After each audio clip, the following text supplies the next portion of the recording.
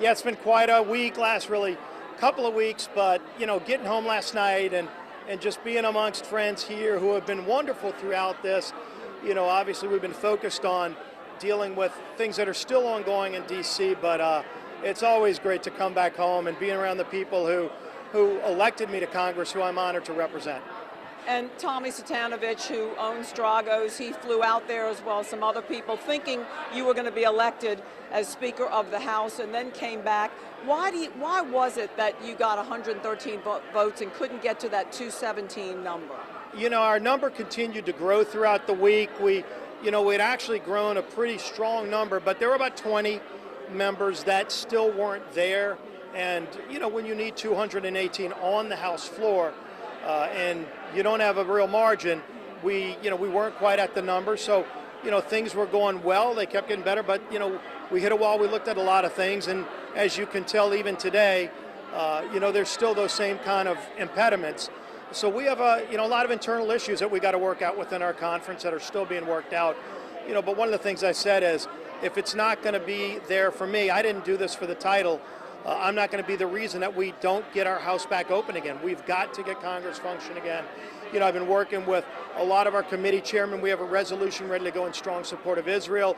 During that interim, when I was the Speaker designee, I was talking to some of our world leaders. I talked to the ambassador of Israel about very specific needs that they have right now, Iron Dome missile replenishment, some very targeted missile guidance systems that we have that we need to get them, that we can't with Congress not in action. And so it's much bigger than me or anybody else. I said, I'm not going to be an impediment to getting this done. We've got to get Congress back open because there is so much at stake.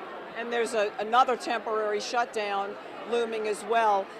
Do you think, we see you get up there and give a strong speech and looking wonderful, but do you think some people were concerned about the health problems that you were going through, or the health battle you're fighting right now? I know there was a lot of genuine concern, and I shared that with my colleagues, and wonderful love and outpouring of support as I was diagnosed with cancer about 2 months ago. I've got a wonderful team here in New Orleans, been working with other doctors as well, some of the world leaders.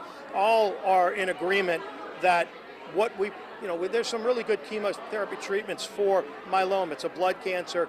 There have been remarkable breakthroughs, and I've been blessed by God to be able to quickly get on drugs that are available for people with my form of cancer, and it's working. It's knocked out almost all of the cancer, and they've actually reduced the amount of time I need to be on chemotherapy. But we're not going to slow down on that. My health's been better than it's ever been in months. They finally found out what was wrong with me, and it's being treated. That's wonderful, Steve. What do you think it will take to not go through 15 votes like it did for former Speaker McCarthy? What do you think it will take for the Republican majority, which is just a majority by a few people? What will it take to bring them together and elect someone? Yeah, we still only have a 3-seat majority, so clearly every thread of a needle can collapse any coalition. And so I've been talking to a lot of members over the last few days. I still get a lot of members texting me that were not only part of my team, but weren't there, that we're trying to work through how to get there so we can resolve this quickly, hopefully in the next few days when we come back Monday. I'm still the Majority Leader of the House. That's not changing. So that means I still am directly involved in putting a lot of those coalitions together. So I've been having those conversations, even when I got out of the Speaker's race, still working to try to help put it together so we can get Congress back open again. Again, there's much work that needs to be done in Washington, and I'll be at the heart of it. We're doing a lot of planning right now for when we get this resolved, hopefully in the next few days. What is the holdout? There's a small majority that says the country is broke, we're spending too much, and they're tired of deficit spending. And has that been the main holdout of people who want someone who's strong and enough on the economy and not going to have a budget that still goes over the amount there is to spend? Well, I share those concerns, and in fact, we've been pushing for those kind of reforms. But you do have a small core of people that only want their person. And if it's, again, the perfection, if it's not my guy, I'm not going to vote for anybody else. That is where the wall was hit. And that wall still is there right now, by the way. And so we've got to break through it.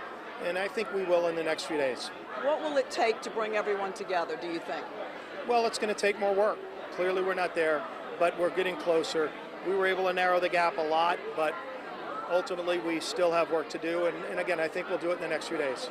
Did former President Trump's endorsement of the person running against you, the congressman from Ohio, did that make a difference? Actually, no, it moved some more votes my way. It didn't change any votes for him.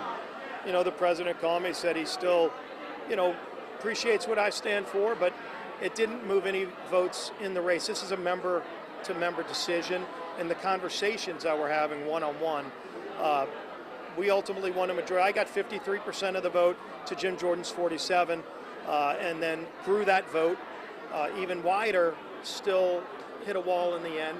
Very proud of how we did it. We did it with integrity, never cut any deals, and my colleagues really appreciate that too, because you know, we got in some problems over the last 9 months because of some of the deals that were cut behind closed doors that never were going to be able to be fulfilled.